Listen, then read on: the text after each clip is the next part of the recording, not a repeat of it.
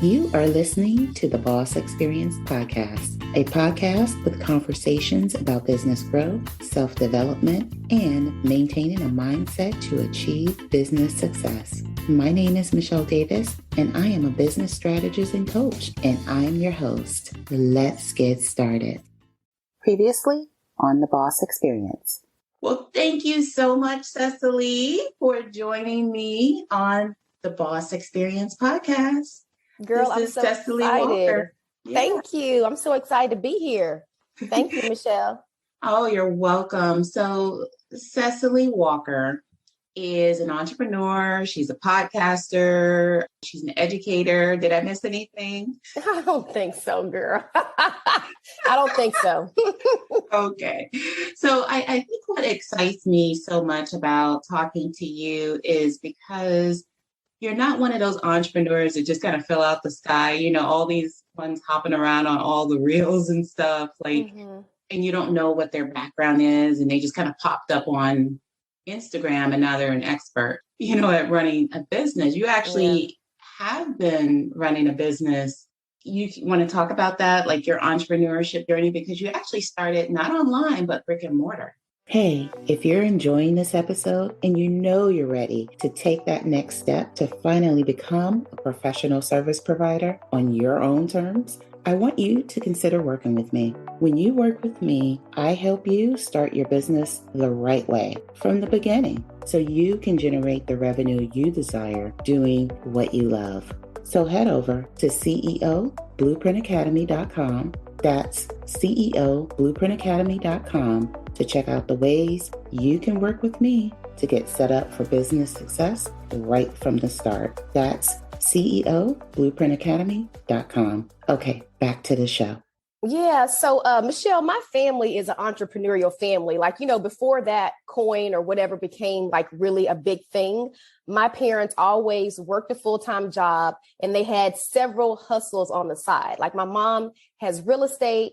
My dad is a farmer and his main occupation was a truck driver, but he also farmed peanuts and he has cows. So, we've always had multiple things going on. So it was kind of always where I grew up knowing that I wanted to do something else, but I just did not know what. I didn't understand that you could just be an entrepreneur and not really have to work a 9 to 5. So it took me a while to figure that out. I mean, when you're an entrepreneur, you work longer than 9 to 5, but I never realized that I could actually do something on my own and be able to survive with that.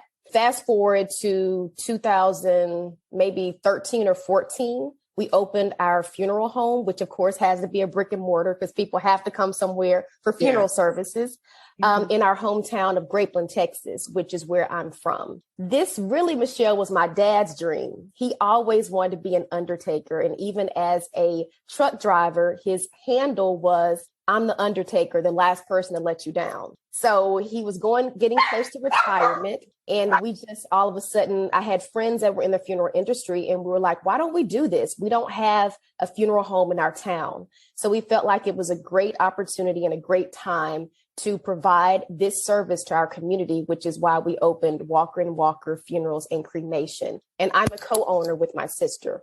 Wow, that is awesome. Awesome. So what kind of made you kind of pivot a bit and kind of get into the online world? Online world meaning what, like with your the podcasting? Yeah. I lived in New York for several years. I did commercials, some TV things. And I've always liked the online. I've always liked media. And my bachelor's degree is in public speaking.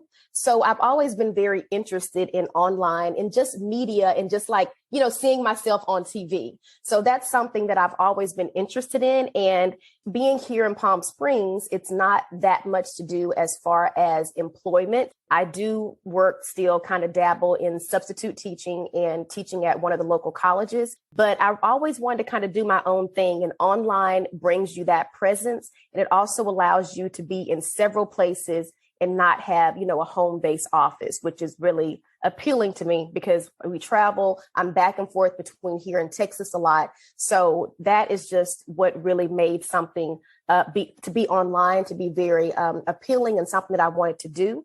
And also, I just wanted to do a podcast.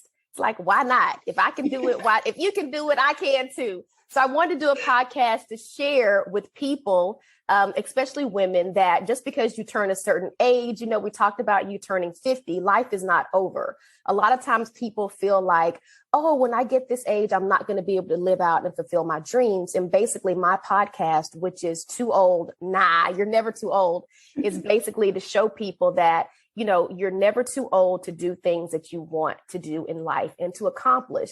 Because in the funeral industry, once you get in that casket or once your life is over, there's no turning back.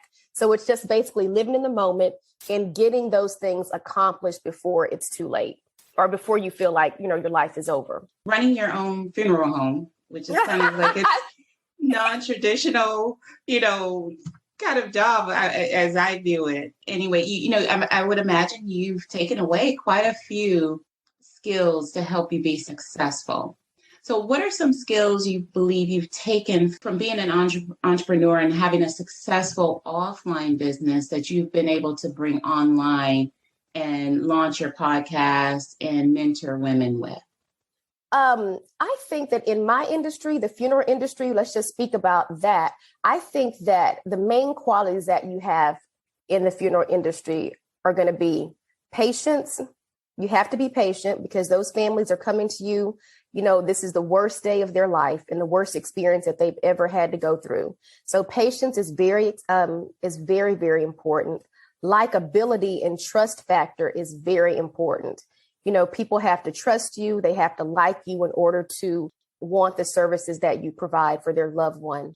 Even though the funeral industry is, seen as a doom and gloom type industry, but, you still have to have some type of excitement or something in the services that you're providing. With us in our funeral home, we try to provide services that are unique to the person and to the family, because a funeral is like any other major event in your life. You always remember, your 50th birthday or your wedding, and people also always remember a funeral. So we try to bring excitement and a personal touch to that. I also think that you have to be knowledgeable. You're guiding some families that have not had to funeralize someone in many years. So you have to be knowledgeable about what you're doing and walk them through every step so that they know what actions and what's going to be done. And I think my last thing is just an interest in what you're doing. You can't do a job or start a business without being interested. It's not always about the money. It's also about, your interest in it. If you're not interested in doing it, then why do it? Because you're going to put all these hours into this project and then you don't have any interest. And people can tell that when they walk through your doors or when they talk to you on the phone. So I think those are my 5 qualities. And of course, those qualities can be used across the board too, because, likability, excitement, organized is also a big one, interest in what you're doing, and also being knowledgeable. Absolutely. Now, what's brought you to this point is kind of having mentorship for you to even kind of learn, all of those different qualities along the way. And who do you credit for, or how many people do you credit for being your mentor? I think that so we know right now we're in knowledge and information overload, right? Everybody is offering a class. They're offering, these sessions to help you learn how to do something. So we started our business 9 years ago. So I don't think that it was such a big deal about classes. And I don't even know if anyone has a class on how to open a funeral home online, but they might now. But my go-to person for mentorship, so his name is Mr. Benjamin Horn. He is from a neighboring town about 50 miles from us. And he was just like my go-to person. He's worked in the funeral industry for over 20 years. He has owned funeral homes. He still works in a funeral home. And he just basically showed us the ropes. I mean, it's really hard sometimes to find mentorship for someone that believes in you enough to spend time with you talking on the phone for hours. But he basically did that for us.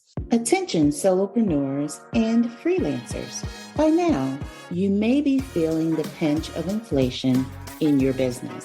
The reality is, the more people spend on life's necessities like food, gas, and rent, the less they have to spend on your goods and services. But I have a solution for you. If you earn $3,000 a month in revenue and you've been in business at least 3 months or more, you may be eligible for business funding. And the best part is there's no hard credit increase. You get transparent terms and no collateral is required. So if you need funding to get through a tight spot, invest in marketing, or just cover an unexpected business expense, all you have to do is visit marketinggymllc.com and click the self-employed funding tab to get started. Now, back to the episode. He took us from, the steps of calling state to get your license. I mean, he took us through A to Z. Like, he could probably have a great course right now online if that's something that he wanted to do, because he was just that detailed. And I would not make a move until I asked him or ran it by him first. So, I mean, he was my mentor, and I would advise anyone doing anything, mentorship or gaining the knowledge is first, right? So you go on the internet, find somebody that you like and you feel like I can teach you, but still there's nothing like face-to-face mentorship, being able to go out. You can get all the education you want to online, but until you're actually doing it, it's two completely different things.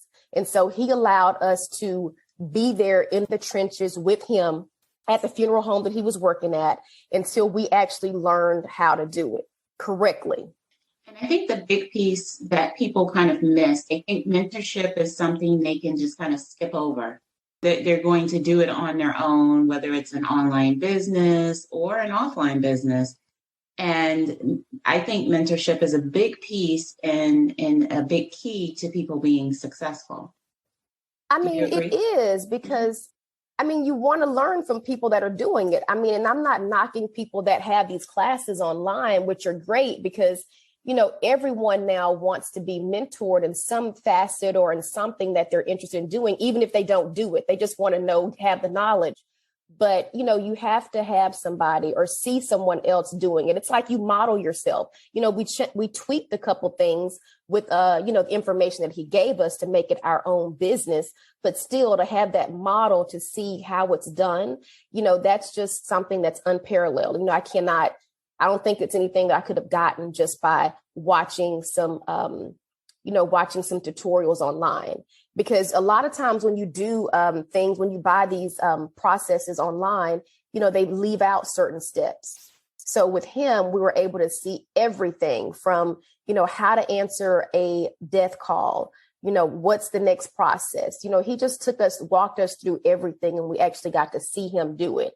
And not only that, he also introduced us to so many people in the industry that have also, helped us be more successful in what we do. And I don't, without giving me any numbers or anything, did he do this free or did you kind of compensate him? No, exactly. That's a good question. We did little things, but we probably didn't compensate him enough for what he gave us. He gave us the blueprints to run a successful business. So he didn't charge. It was a friend.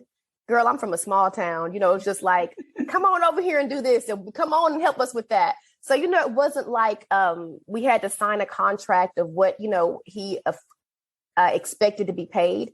It was just more like a friend to friend mentorship.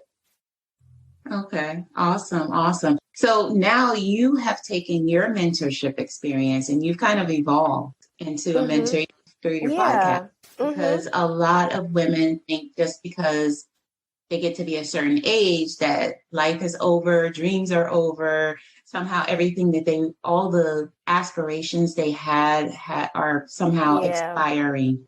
So tell me a little bit about, or tell the audience about, your evolution to, from owning the funeral home, and which you're still doing, but now you're evolving that into online mentorship. Yeah, well, girl, life just passes by so quick. And I think working in the funeral industry, you just see the fragility of life and experiences because, you could be here today, gone today. So I think that working in the industry has inspired me also to do the podcast because once I turned 40, it was kind of like, it wasn't downhill. I was excited about turning 40, but it was almost like, what's next? Okay, what do I do? You have these people in your ear telling you, ooh, you're getting old, or you're old. And then when you talk to older people, they're like, ooh, you have so much life ahead of you. So it's kind of like in the middle of that, like, now what do I do? Okay, I've always, I've had the funeral home for a while now. And then it was like other things that I was interested in doing, but I just never felt comfortable or confident enough at my age to feel like I could still accomplish these things. So I started doing a bunch of research, just kind of seeing like different people that are in their 40s or going into their 50s that are still like really being successful, starting new businesses, working hard at things that they still want to accomplish, whether it's your health. You got tons of people on Instagram that are like 50 plus and their body looks better, like far better than like a 30-year-old, so it was just kind of like figuring out, what am I going to do with this next part of my life? And I think that made me want to just mentorship and inspire women who are middle age, which I still hate that word, but we are middle age, right? Hoping that you can make it to 90 or 80. So, it's just kind of like, what can we do? And then we have all this experience bottled up inside of us. Sometimes employers don't even want to hire people if they're in their 40s because they feel like they're not going to be trainable, or, they're just too old for the workforce and the fast pace of the workforce now. But, to the contrary, it's just that we have so much more to offer. We have so much to give if they just will listen to us. That's the thing. It's like, we're here, we want to help out, and we also are still, reaching our goals and doing things that make us happy. And that's basically what I wanted to say with my podcast. You're never, ever too old to do what you want. It may be traveling the world, something like that. People feel like those things are not attainable, but they are. You just have to have the right mindset and the will. And the mind is one of those things that, don't let people tell you you're this and you're that. The way you feel and what you're capable of doing. So that's basically why I wanted to mentorship and start the podcast. Absolutely. And so what is next for Cessily Walker? Michelle, oh my goodness, I don't know. Girl, I have a lot of things. I'm always like a busybody. So I have things coming down the pipeline, but it's like, am I going to really, it's like, it's that fear factor still. So the reason I did this podcast too is to also help me with my fears and my like intrepidation. So, it's still like, okay, I want to do this. I want to do that. How can I get it going? So this podcast is also helping me too. So it's like a two-way street. I'm mentoring and talking to other women and hearing their stories, which also influences me to do more also in my, at 48. So I do have a couple things going on, Michelle. I just don't know if I'm ready to discuss them quite yet. But yeah, I have to always keep myself busy and going with different projects.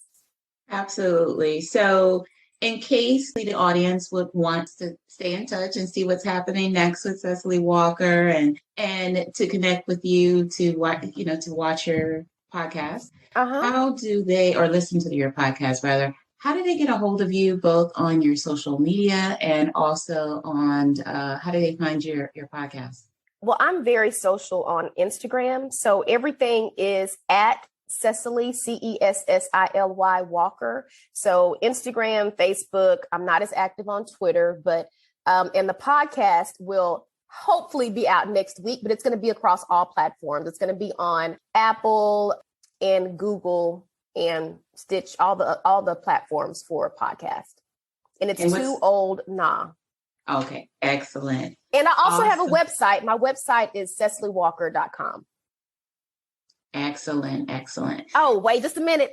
If funeral services, if anybody is like in East Texas or close to Grapeland, Texas, which is East Texas, our website is Walker and Walker FH.com. So you can check us out there too.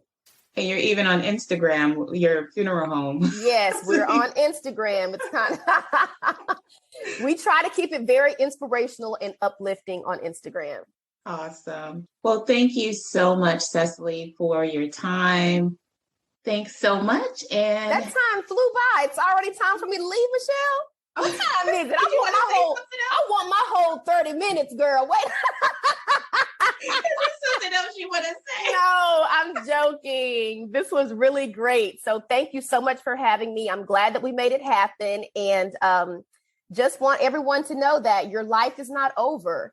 You empty nesters, that's the best time to get it popping again. Think about those things that you want to create for yourself. You need to leave some type of footprint of who you are in this world. So please try not to get out of here before you're able to do those things for you. Absolutely. Life is short. Thanks, Here today, Cessily. gone today. Just remember that. You can be here today, gone today.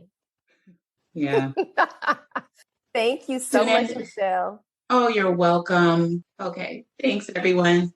Thank you for tuning in to the Boss Experience podcast. Don't forget to leave a review for this episode and tune in next time.